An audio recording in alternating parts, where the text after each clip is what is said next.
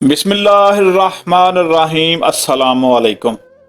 हज़रत उमर बिन हयाज बिन सईद से मनकूल है कि मैं हज़रत काजी शरीक के करीबी दोस्तों में से था। एक दिन सुबह सवेरे आप मेरे पास इस हालत में तशरीफ लाए कि चादर ओढ़ी हुई थी और चमड़े का लिबास पहना हुआ था जिसके नीचे कमीज भी ना थी। मैंने कहा, क्या वजह है, आज आपने मजलिसे कज़ा मनक्कद नहीं फरमाई? फरमाया, कल मैंने अपने कपड़े धोए थे जो अभी तक सूखे नहीं, मैं उनके खुश्क होने का इंतजार कर रहा हूं।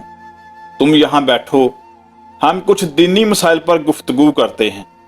हुक्म पाकर मैं बैठ गया तो हमारे दरमियान गुलाम के निकाह से मुतल्लक गुफ्तगू होने लगी। आपने फरमाया, जो गुलाम अपने आका की इजाजत के बगैर निकाह कर ले उसका क्या हुक्म है? क्या उस बारे में तुम्हें कुछ मालूमात हैं? अभी सिलसिला कलाम जारी था कि खैजरान की तरफ से मुकर्रर एक नसरानी शाही मुलाजम कूफा में, जिसका हर हुक्म माना जाता था और मूसा बिन ईसा को भी इसकी हर बात मानने का हुक्म दिया गया था, हमारे पास आया। उसके साथ शाही सिपाही और दूसरे बहुत से लोग थे।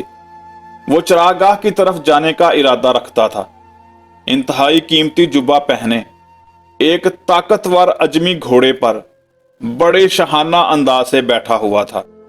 काजी ने देखा कि एक परेशान हाल शख्स हाथ जोड़े बड़े दर्दमंदाना अंदाज में पुकार रहा है, हाय कोई मेरी मदद करे। मैं अव्वलन अल्लाह पाक और फिर काजी से इंसाफ तलब करता हूं। इस साइल का जिस्म कोड़ों की मार से छलनी था। नसरानी शाही मुलाजम ने काजी को सलाम किया। काजी साहब ने उसे अपने पास बिठा लिया। जख्मी साइल ने अर्ज की, मैं पहले अल्लाह की फिर काजी साहब की पनाह चाहता हूं। काजी साहब, मैं कपड़ा बुनता हूं और मेरे जैसे मजदूर महाना 100 दिरहम उजरत लेते हैं। इस नसरानी ने मुझे तकरीबन 4 माह से कैद कर रखा है। मैं सारा दिन काम करता हूं लेकिन उजरत में इतनी कम रकम मिलती है कि बामुश्किल खाने की अशिया खरीद सकता हूं। मेरे घर वाले फकरो फाका और तंगदस्ती में मुब्तला हैं।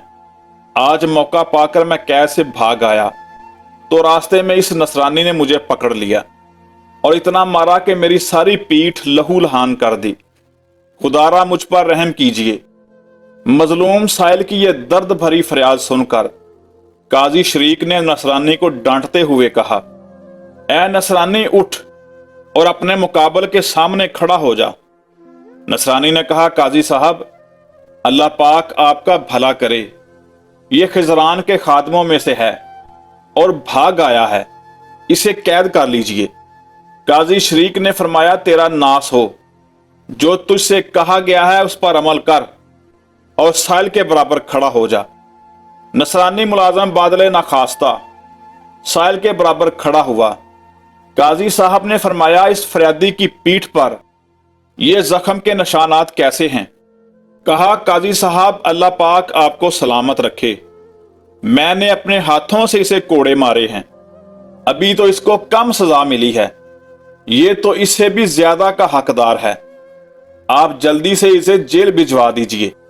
यह सुनकर काजी शरीक कमरे में दाखिल हुए और वापसी में इनके हाथ में एक जबरदस्त किस्म का सख्त कोड़ा था। आपने नसरानी की पीठ पर लगाते हुए कहा, आइंदा तुझे किसी पर जुल्म करने की जुर्रत नहीं होगी। खुदा की कसम, तू आइंदा कभी भी किसी मुसलमान पर जुल्म नहीं करेगा। तेरी पीठ के जख्म तुझे इस बुरी हरकत से बाज रखेंगे। उसके रुफाका ने जब उसकी दुर्गत बनती देखी तो उसे छुड़ाने के लिए आगे बढ़े। काजी साहब ने बावाज़े बुलंद फरमाया, अगर कबीले के नौजवान यहां मौजूद हों तो जल्दी आएं और इसके दोस्तों को जेल में डाल दें। यह सुनकर सारे हमायती भाग गए और नसरानी अकेला रह गया। काजी साहब ने उसे खूब सजा दी। वो रोता हुआ कह रहा था कि अनकरीब तुम अपना अंजाम देख लोगे। काजी साहब ने उसकी धमकी की तरफ कोई तवज्जो ना दी। कोड़ा दहलीज पर फेंककर मेरे पास आए और फरमाया, ए अब्बुल हफस, हां तो मैं तुमसे ये पूछ रहा था कि उस गुलाम के बारे में तुम क्या कहते हो जो अपने मालिक की इजाजत के बगैर शादी कर ले?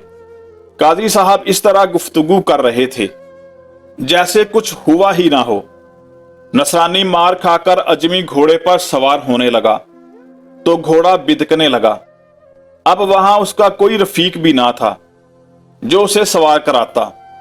नसरानी गुस्से में आकर घोड़े को मारने लगा तो काजी साहब ने फरमाया, ए नसरानी, इस बेजुबान जानवर पर नरमी कर, तेरी खराबी हो ये अपने रब अल्लाह पाक का, तुझसे ज्यादा मतीयो फरमा बरदार है। नसरानी चला गया तो काजी साहब ने फरमाया, आओ हम अपने मसाइल पर गुफ्तगू करते हैं। बताओ ऐसे गुलाम के बारे में तुम्हारी क्या राय है? मैंने कहा, मुझे इस बारे में मालूम नहीं। खुदा की कसम आज आपने बहुत बड़ी जुर्रत की है, शायद अनकरीब आपको इसकी बहुत कड़ी सजा मिले। फरमाया, ए अबुल हफस, तू अल्लाह के हुक्म की ताजीम कर, अल्लाह पाक तुझे इज्जत व बुलंदी अता फरमाएगा। आओ हम अपने मसाइल पर गुफ्तगू करते हैं। फिर काजी साहब मुझे उस गुलाम वाले मसले के मतलब बताने लगे। नसरानी मार खाकर सीधा अमीर मूसा बिन ईसा के पास गया। अमीर ने जब उसे जख्मी हालत में देखा तो पूछा, ये तुझे क्या हुआ? नसरानी ने कहा, काजी शरीक ने मार मार कर मेरी हालत की है। फिर उसने सारा वाकया बयान कर दिया। अमीर मूसा बिन ईसा ने कहा, खुदा की कसम, मैं काजी शरीक के मामले में हरगिज दखल अंदाजी नहीं कर सकता। यह सुनकर नसरानी अपना सा मुंह लेकर बगदाद चला गया और फिर वापस ना आया।